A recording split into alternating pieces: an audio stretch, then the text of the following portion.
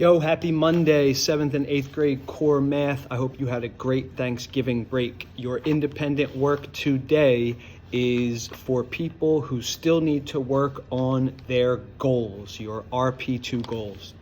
Before we left on Monday and Tuesday of last week, I had you set 3 goals for the upcoming report period. So you're going to read these directions, but the first thing you have to do is check and see if you got a grade for that assignment from last Monday. If you do not have a grade, that means you need to do the independent work today and keep working on those goals. If you have a grade by your goals from last Monday, then you do not have any independent work today. So let's make sure if we need to continue working on those goals that you do so. So let's look at today's folder. We are in report period 2, week 2. As always, you've got announcements in our schedule for the week. There's a sturdy hiding in there for you.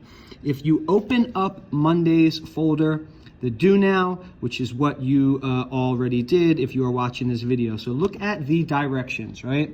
The directions for class ask you to open up your goal assignment from last week and see if you have a grade or not. If you do not have a grade, it's because you did not work in the best way on your goals. So if you did not get a grade on your goals from last week, you need to go back and do some more work. You need to make sure that your goals are specific.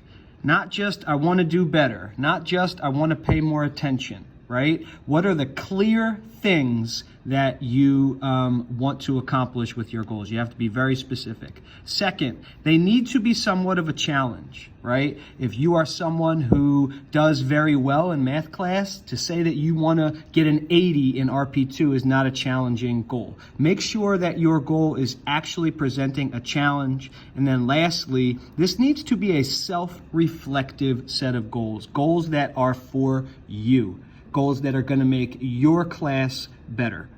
Okay? So think of these 3 things, read through these descriptions, right? I'm giving you some examples, and then you can resubmit the assignment.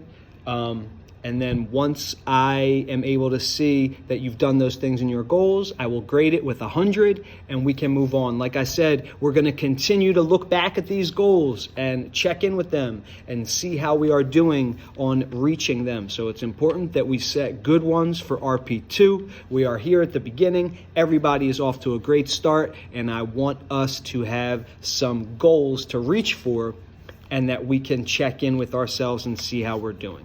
Okay? Any questions, come to office hours tomorrow at 1:15 in my Zoom room, and I will see you all tomorrow.